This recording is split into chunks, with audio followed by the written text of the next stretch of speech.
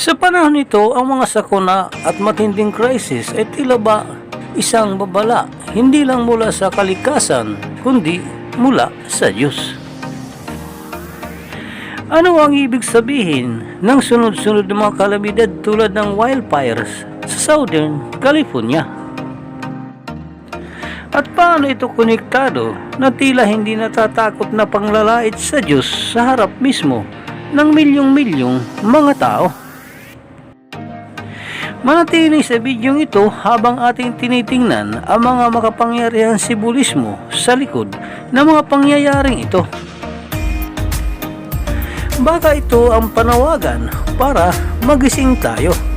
Noong Enero 7, 2025, nagsimula ang serye ng mga mapapinsalang wildfire sa Southern California, partikular na sa lungsod ng Los Angeles County, Riverside County, San Bernardino County at Ventura County.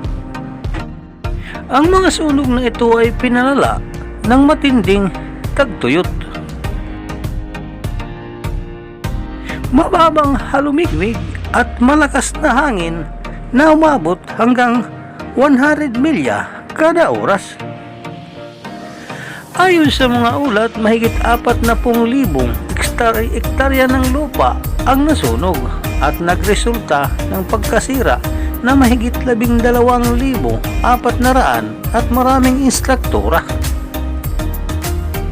Sa kasamaang palad, hindi bababa sa 25 katao ang nasawi sa sunog na ito. At mahigit 74,000 ang napilitang lumikas mula sa kanilang mga tahanan. Kabilang sa mga pinaka-apektadong lugar ang Pacific Palisades na tinamaan ng tinagurian Palisades Fire. At kasama ang Altanida na sinalanta ng Atom Fire. Ang mga sunog na ito ay kabilang sa mga makapapinsalang wildfire sa kasaysayan ng Los Angeles. Ang mga sanhi na pagkasunog na ito ay kasalukuyan inimbestigahan, ngunit ang malinaw dito ay yung matinding tagtuyot at mababang halumigmig at ang malakas na hangin na nagpalala sa sunog na ito. Ngunit ganun pa man, dahil sa mabilis na pagkalat ng apoy, ay may mga sunod-sunod na trahedya na o mga kwento na may mga kababalaghan na nangyari sa kabila ng mga trahedyang ito, na nagbigay liwanag sa madilim na sitwasyon. Mayroon kasi mga ulat na may mga bahay na hindi nasunog sa kabila na naabo ang kanilang paligid. Ang mga nakaligtas na istruktura ay tila ba'y may koneksyon sa kanilang pananampalataya. May isang bahay na natirang buo at sa kanilang harapan ay may isang estatwa na ni Saint Jude at Birhen Maria. Hindi lamang ito ang kwento. Sa ilang nasunog na bahay, natagpuan ng mga Biblia na natiling buo pa rin. Isa rin mag-asawa na aktibong tumutulong sa mga charity na nagbahagi ng kanilang kwento na hindi nadamay ang kanilang bahay sa sunog.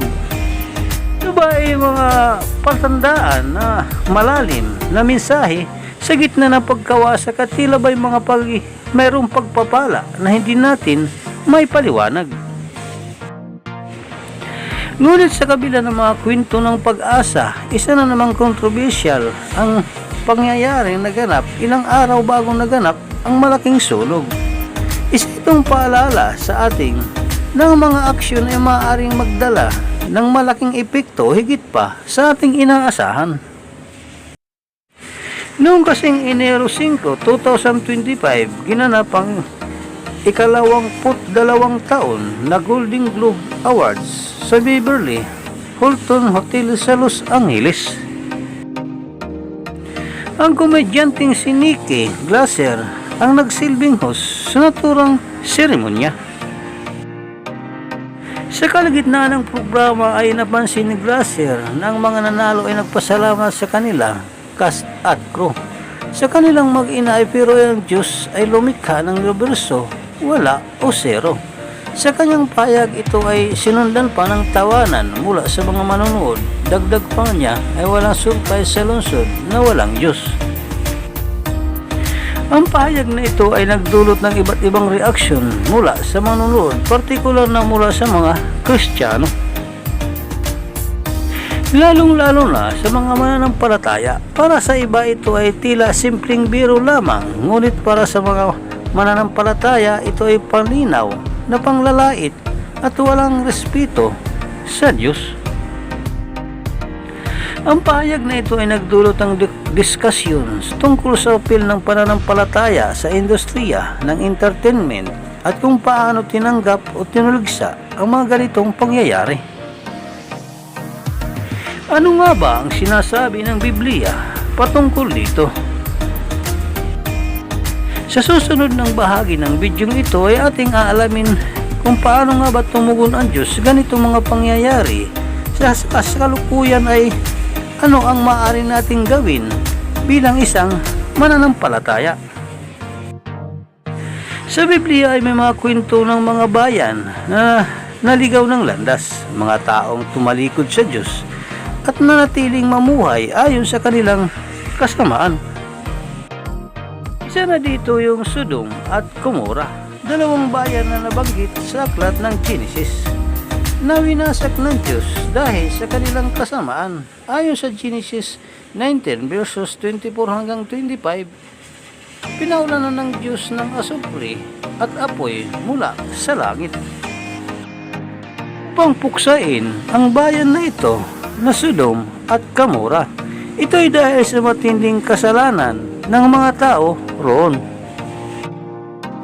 Hindi lamang kawalan ng respeto sa Diyos, kundi pati na rin ang malalim na korupsyon sa kanilang moralidad. Ito lamang isang paalala sa ating lahat na ang malinaw o ang kasalanan at panglalait sa Diyos ay may mga matinding kaparusahan. Ngunit ano nga ba ang kinalaman nito sa ating panahon ngayon?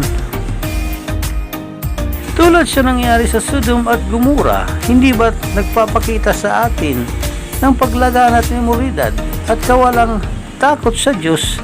Sa kasalukuyan ang mga sakuna tulad ng wildfire ay tila ba nagpapaalala sa atin na ang kasalanan ay hindi maaaring baliwalain.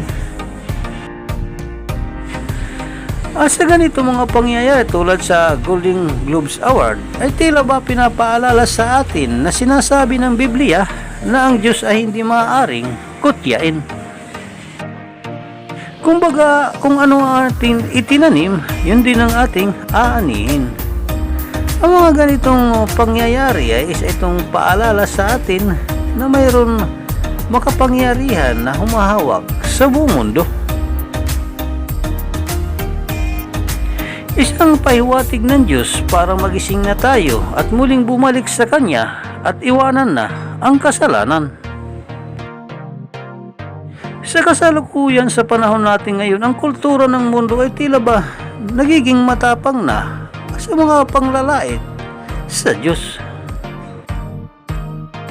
Ang moralidad tulad ng pagpupromote ng mga bisyo, sugal, kasamaan, ang mga kabataan ay madaling mahulog sa ganitong sistema. At unti-unting paghiwalay sa Diyos, pangungutya sa pananampalataya tulad sa nangyari sa Golden Globes Awards. Naging normal na ang pangungutya sa relihiyon at pananampalataya at tila ba'y wala ng takot at tinatanggi pa ang Diyos. Sa harap ng publiko, hindi ba ito nakakatakot? Hindi ba ito tila nagbabadya ng isang mas malaking parusa kapag ang Diyos ay nagalit na? Sinasabi sa Matthew 24 verse 37 hanggang 39, ang magparito ng anak ng tao tulad noong panahon ni Noe, na kumain sila at uminom, nag-asawa at nagpakasal hanggang sa araw na pumasok si Noe sa arko. At hindi nila namalayan ang pangyayari hanggang dumating na ang baha at tinangay silang lahat. Hindi ba tila ganito rin ang nangyayari sa ating panahon ngayon? Abala tayo sa ating sariling mundo, ngunit sa likod nito ay yung mga babalang nagpapaalala na malapit na dumating ang paghuhukom. Ano nga ba dapat nating gawin upang tayo maging handa sa gitna ng mga hamon dito sa ibabaw ng mundo? Ang una dito ay ang susi ng pagsisisi sa lahat ng ating mga nagawang kasalanan. Ang Diyos ay handa magpatawad sa lahat ng ating mga nagawang kasalanan at tapat siya sa kanyang mga pangako na tayo'y patatawarin kahit anong klaseng kasalanan man ang ating nagawa.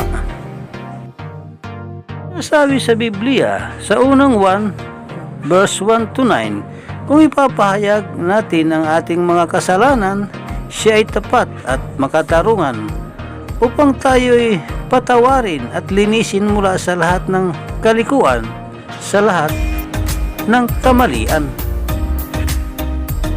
Ang tunay na pagsisisi ay nangangahulugan na pagkilala sa ating pagkakamali at lumapit sa Diyos upang humingi ng tawad. Hindi ba huli ang lahat, mga idol, upang magbalik sa Diyos, ating pagsisihan at itama ang ating mga gawa, lalong-lalo na sa pagtulong sa ating kapwa. Hanggang dito na lang po ang ating video. Maraming salamat po sa iyong panonood, walang sawang suporta. Ikaw, idol, anong masasabi mo sa mga pangyayaring ito?